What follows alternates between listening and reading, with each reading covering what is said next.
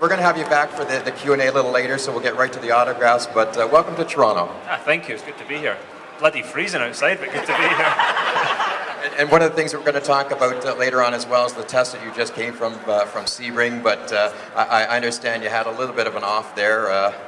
Yeah, that's what happens when brake discs explode, so I got, I didn't actually damage the car, I just damaged myself a little bit, but yeah, it was a bit of a short test for me. We only managed 15 laps before we were doing carbon brake development for the IndyCar Series, and there was a little problem with the hat that held the brake on, and yeah, I was lucky that we're still in one piece, really.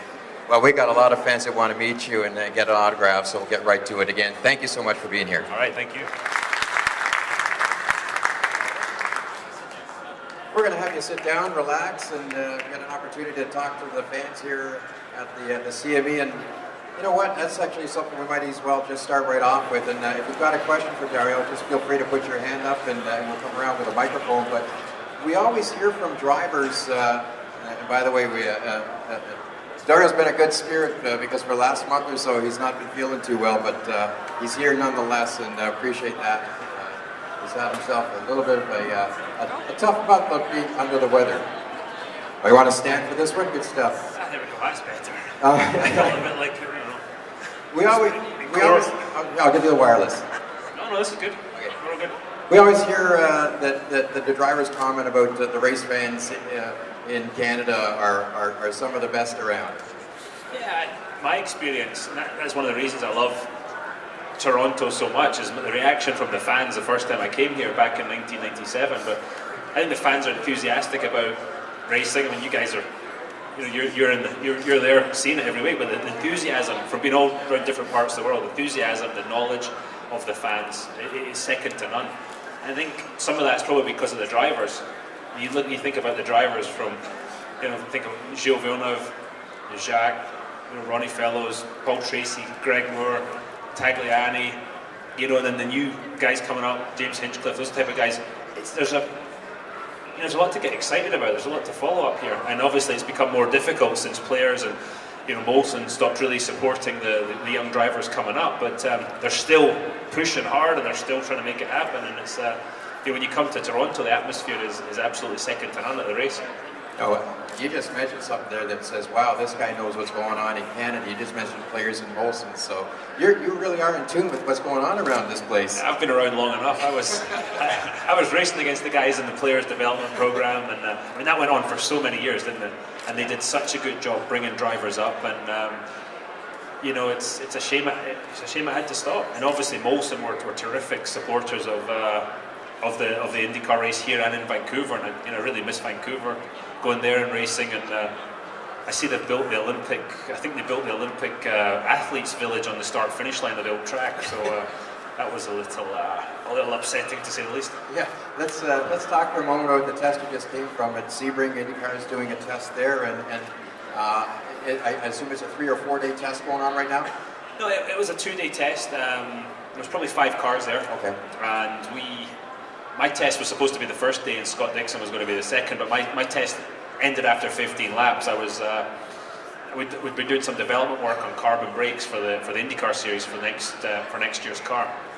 And as normally happens in these things, I was at the fastest part of the track, 6th gear, about 165 miles an hour, and I hit the brakes, and the right front brake disc was a flash fire from the right front wheel. And what had happened was the disc and the hat that holds the disc onto the hub had somehow become detached.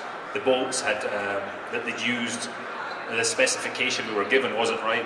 The thing disintegrated. Anyway, long story short, I had no brakes, and there's a wall not very far away. So luckily I was able to spin the car sideways, get it stopped. It got onto the grass a little bit. I didn't even damage the car, but the car stopped so quickly that I hit my head on the head surround, and put a little dent in that. So that was the end of my test. So Dixon got in the car about half a day quicker than he thought he would. So it was a shame. The car felt really good, and as limited as testing is now in IndyCar Series, I'm sorry I had to miss that half day. And again, put your hand up if you have a question for Dario. And James Hinchcliffe was there.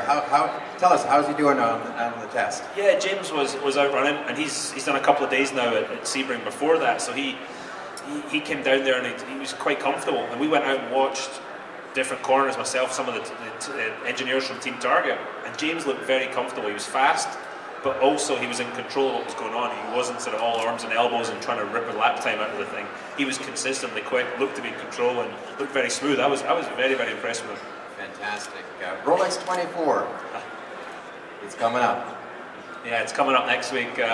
On Wednesday, we're going to head, actually Tuesday, we head to Target up in Minneapolis, which is probably about as cold as here right now. And we'll, then on Wednesday, we go to the Rolex with 24 at Daytona. We're driving for Team Target there with Scott Dixon, Jamie McMurray, and Juan Pablo Montoya in our car. So we've got a fair driver lineup, so we should be, hopefully we'll be all right. Although Grand Am keep trying to take speed away from our car. They just try and screw around with the results all the time and the performance relative to other cars. So I think they want the lawyers in the field to be at the same pace as the guys who are doing it every week. So it's a little bit annoying, but that's the way Grand Am do things. Obviously, you want to do well there, but do you consider that the vacation time, so to speak? It's not the full-time job, so it's to go out and have fun time for Dario? Oh yeah, that's fun. That's fun, and when you win it, they give you a nice Rolex watch, so it's pretty cool. Although with my TW Steel deal now, I'm not allowed to wear the Rolex, but it sits in a cupboard somewhere. But it's fun. None of us in the team get paid to do it. Chip just says, hey, you want to do Rolex again, and yeah, you don't want to upset the boss, so you go down there, have some fun, and one of the funnest parts for me. Other duties as assigned. It's the small print. No, it doesn't say that in my contract. Trust me. But you're driving around, even in practice, for instance. You go past one of the cars, or they'll pass you, and you'll look over. And I remember in particular, I looked over, I saw Buddy Rice in one of the cars. I thought, okay. And for the next 10 laps, we just had a ball. We were just like dive bombing other cars and sideswiping each other, all kinds of stuff. So it's definitely fun. And but it's a hard race. It's a hell of a field of drivers. Jimmy Johnson is doing it. A lot of the GT drivers from Europe, a lot of the best prototype drivers. So you've got to be on your game to win that one. You got a question back here? Go ahead. Yeah, hi, Dario. I was wondering, you used to be good friends with Greg Moore, and I just want to know if what you made him such a special driver. For me, obviously Greg was a hell of a driver. Anybody that's ever watched him, and if you haven't, go on YouTube and watch some of his highlights. The guy, especially on ovals, was unbelievable. He could drive the car so sideways and just had such a gift for what he was doing there, and such a flair. He was the best oval driver I've ever driven against, and he wasn't too shabby on the road courses either. Unfortunately, he had the Mercedes engine, which was a bit of a kind of a handicap on the road courses in later years, but it would have been amazing to see what he would have done in that Penske with the Reynard, with the Honda and the Firestones. I think we'd all looked like second-class drivers compared to what he was going to achieve. And unfortunately, we'll never find out. But for me, Greg, it was more about the person he was. He just lit up a room. He'd walk in a room, he had such presence. He was so funny. Max Pappas, who's here, and Greg and I used to have a lot of fun times when some of Max's wife's here, so we can't say too much. But we had a lot of fun in the early days. And I'm sure you answered that question with a heavy heart, given how close you and your wife are to the situation. It's every time there's obviously a lot of sadness with the fact that Greg's not here, but I choose now to think of all the fun stuff we did. And last August, his dad organised a trip, and a lot of the friends that he made in racing, certainly from the early days, we all went up to Rivers Inlet, I think it was, up north of Vancouver Island, or back on the mainland, and we went fishing for a couple of days, and it was good. We told a lot of old stories and had a good time. So I like to remember the fun parts, and it's devastating the fact he's not here, but he definitely, for the short time we were friends, it was one of the highlights of my life. Absolutely. Got another question for you? Go ahead. Hi, Dario. Are you going to take the #1 plate this year? No, I'm not going to do the #1. Excuse me.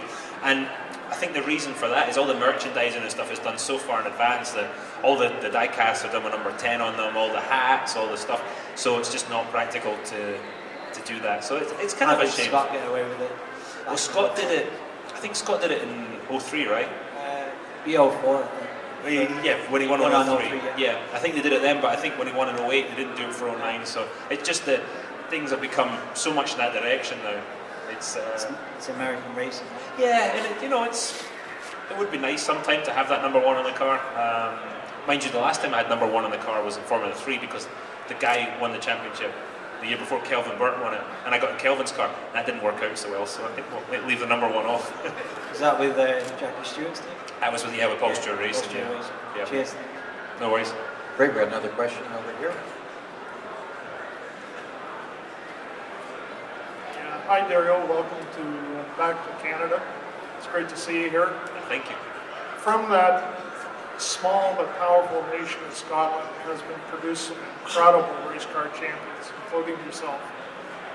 Can you talk a little bit about the experience of driving Jimmy Clark's Lotus at Indianapolis just this past fall? There's an incredible YouTube video on there, and the emotions of you experiencing that came out just fantastic. Thank you. Yeah, that was a highlight. Yeah, I guess we're much the same as Canada, much smaller country, but we've been lucky to to produce some good drivers, and obviously Jimmy Clark, Jackie Stewart, David Leslie, who many of you probably not aware of, Colin McRae in rally, and David Coulthard, McNish, and Paul di Resta now, who's hopefully going to be in Formula One this season. So we've done okay with on the driver front, but as far as driving Jimmy's car, it was a very interesting experience, a very emotional experience. But normally when you're driving, when you're racing, you're trying to take all the emotion out of it and just focus on the job in hand and not really enjoy the kind of sensation of what's going on, because it takes away from your actual focus of what you're doing. So when I got in that thing, I was trying to take everything in and try and remember every single detail of driving it. But it was an incredible experience. The noise of the engine, that 4-cam Ford, was echoing off the stands, was something I'll never forget. And there was a lot of emotion. A lot of guys, a lot of friends came from all around the world to watch this car run. There was people crying in the pit lane. It was very good. I was trying to sort of keep it all together driving the car, because it was, I was only doing about 110, but still it was, I had to make sure I didn't do any damage to this priceless piece of history that is as it was driven, when Jimmy crossed the finish line. All the car did, it did practice qualifying for the 500. The 500 itself, Jimmy won.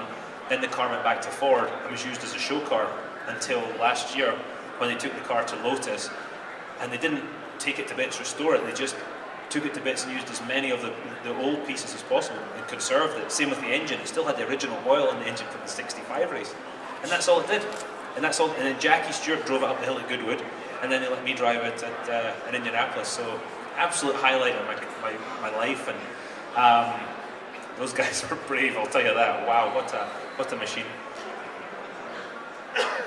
Just to follow up on that, Dario, that you've talked about the emotional part of it. Let's talk about the technical part of it. How did it perform? I mean, you've driven a lot of cars in your life. Did it act as you expected it to? Well, most cars I drive, you're obviously trying to get it to the limit and just it goes as quickly as you can. With that car, I was well aware that what I was driving, and one part of me was like, oh, come on, let's see what this thing's got. And the other part was like, no, just remember what you're in here. And so I enjoyed the sensation, but I wasn't anywhere near the limit of the car. The interesting things, though, with the shape of the car, you drive it very much just with your wrists. With the IndyCar, you really have to use your whole body, but especially your whole upper body when you're steering the car. You can get your elbows. This thing, you sit with your arms almost straight out. You just tweak your wrists. Very responsive car. And I kind of was very careful with the amount of RPM I was using. But once I kind of slowed it down and gave it a good old bootful, and it took off. I guess with no wings and no drag, this thing just off it went. So that was a good insight into what these cars are capable of. What predictions do you have for the 2011 season as a whole for the IndyCar Series? I hope a target car wins it all. I hope, especially the number 10. But I think it's going to be a very competitive season. I think we're going to see more people in the mix week in, week out to give hassle to the dominant Ganassi and Penske teams. And I said earlier in some press stuff I did, the reason that those two teams are dominant is because they're getting it right. They're getting all the stuff right week in, week out. And when the other teams get it right, you'll see they're up there performing with the Ganassi and Penske cars. And when we screw up and don't get it right, you'll see we're at the back, which happened a couple of times last year. So it's a constant fight. Indianapolis is going to be very interesting. It's going to be the start of those double wide restarts. I'm not sure the centennial of the Indianapolis Motor Speedway, and that the 500 that year is a place to be doing double wide restarts for the first time. I mean, I think it has to happen. The fans want it. We've got to make it work, but it's going to be a challenge, that race, especially as the race goes on and the groove narrows down. But it's going to be an exciting year, definitely, and as difficult as it ever is. The stepping stone to the IndyCar Series with the Indy Lights, I'm assuming that the Target are very much behind that effort. I know that there's obviously an opportunity for young drivers to showcase to Chip. And what do you see as far as that series for this year and its development with the drivers? Yeah, I really don't. I don't know too much about what's happening with the Indy Lights Series right now because I'm focused mainly on the IndyCar Series, and we've taken 2 graduates of the Indy Lights Series, or certainly with Charlie Kimball. He's coming up. From the Indy Lights. Graham Rahal is obviously an established driver. He's coming into another team that we're running as a separate operation. So, but I think the Indy Lights Series is gaining more stature, and they need to get it to the point where the team owners are looking there to pick drivers as much as they're looking to Europe to pick drivers. They've got to get the whole competition level up there, and they're doing a good job with that. But as usual with racing, it's all about that, isn't it? It's a tough one. It's not necessarily the best funded drivers are the fastest drivers, and there's so many drivers I raced against coming up through the years. They're not here. They didn't get those breaks, and it's a tough old sport for them. I'm sure it's still, as much as it's a business, I'm sure it's still fun, but when did you really start in your career feeling that pressure change from, racing is fun to I've got to be responsible for sponsors and all that package behind it? Do you still have that focus of fun? For me, the sponsor side didn't really change anything in the car. It changed the stuff out of the car and the commitments and your time and all that kind of stuff. And I was lucky. My first sponsors were brought to me through Jackie Stewart, and Jackie taught me how to deal with all that. But as far as being in the car, I think I love driving the car, and I love getting to be an IndyCar driver now more than I ever have. And and luckily for me with the championships and the 500 wins, I kind of almost feel I'm not doing it to prove anything. I'm just doing it for the enjoyment of it. And luckily the results are still coming, so long may that continue. But I realise what I get to do, how lucky I am, and I appreciate it. And sometimes, maybe 10 years ago I didn't appreciate it as much as I do now. And that success, I don't think, comes with luck. I think it comes with that passion to be out there and have that drive to win. It's about finishing first and enjoying what you're doing. If you didn't have that, you probably wouldn't have the success as well. Yeah, I think that is one of the things. You've got to have that drive. You've got to, no matter how, whether you're starting out, whether you're in the situation I'm in, whatever, you've got to want to do it. You've got to have that extra hunger, because when you get to the sort of level of IndyCar, with a few exceptions who we're probably all aware of, the talent level is fairly uniform. And so you've got to find something extra somewhere, and that sometimes just comes from desire. Great, let's grab a question. Do you believe that Greg's actually watching over you during races? I don't know. I like to think so. And also, I believe that 2009 was the perfect year for you to win. Yeah. And the tribute was very nice too.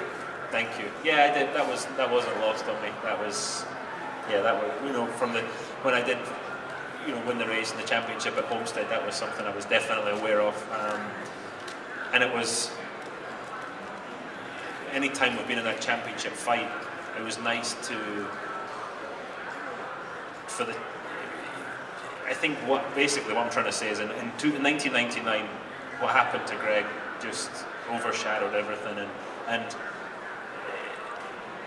it was nice to, I don't know quite how to say it. Yeah, just nice to pay tribute to him. Yeah. Got a question at the back? When can we expect to see you on Top Gear in the reasonably priced car? The UK Top Gear? Yeah. I don't know. I might do that. I like the show. I mean, if you're going to buy a car, it's not. I love the fact it's turned into an entertainment show. It's not a car show anymore, is it? You're not going to. But I love the entertainment factor of it, and maybe soon. Maybe soon I'll have to have a wee look at that. We almost have time for a one or two more questions right up here first. And while we're waiting, I just want to talk about fitness. We have Jim Leo here from FitFit Training about to do a seminar as well. Is Jim coming on this stage? No, he's in the seminar room just almost straight across from us here. And that's such a crucial part of your whole program. And I understand that you are part of his program. Well, Jim and I have worked together a number of times over the years, particularly when I've coming back from injury, or in the situation coming back from NASCAR, which I was actually in worse shape coming back from NASCAR than I was after some of my injuries. So Jim really helped me with that. He's up in Indianapolis, I'm in Nashville, so we still kind of exchange ideas for workouts, and over the years we've really sort of just brainstormed about what we need to do to simulate what happens in the car. And, a lot of the guys in there he is there. A lot of the guys in Indy go out there and work with Jim, but we've done a lot together. And he's there's a lot of times where I've not wanted to do stuff in the gym, and old Leo there has pushed me on. So his fiance is a yoga instructor. Where is she? And we went to yoga. There she is. Yeah. I went to the yoga class one day, and it was all everybody's in there relaxed, and the heat's on and the lights are off, and we've been out running and we've just come into the class and we're doing some position. And I turn around in a quiet room to Jim and I say, when we get out of here, I'm going to kill you. Got another question? It was hard work. Just to go back a few topics, Dario, of course, the double wide restarts being the hot topic of the day. Can we get an honest, candid response from you about how you feel about that? There's some discussion of maybe sending the lap cars to the back, maybe not, maybe starting it on the road courses, maybe not. What do you feel about the whole situation? Sure. One thing I will say on the fitness, I didn't really answer the question. Fitness is a massive, massive thing. We're working out 5 days a week just to be in shape to drive the car. And to take it to that next level, you've got to just keep on it. You've got to it's a constant battle. And it's harder as you get older, but it's a constant thing. Every day you're doing cardio, you're in there trying to build strength. And so yeah, it's something that and the older you get, you learn more about it and you learn what you need. I'm not like Tony Kanaan. He loves to work out as part of his thing. I do it because I have to. Anyway, honest answer on the restarts. I would have liked the drivers to be consulted more about it and the ins and outs of it. I suppose the point that it comes down to is the fans wanted it, and that wasn't explained to us. It was explained to us that some team owners wanted it, but when it was explained the fans wanted it, it's like, okay, you guys are the customers. You guys are, and we try and improve the show. So when it was explained that way, I was like, right, let's make it work. It's going to be very tough. I think the latest rule is the lap cars are going to go to the back, is how I understand it, which, in some ways is, if you've worked hard, and say at Indianapolis, you've busted your butt to put 5 lap cars between you and the car in second place.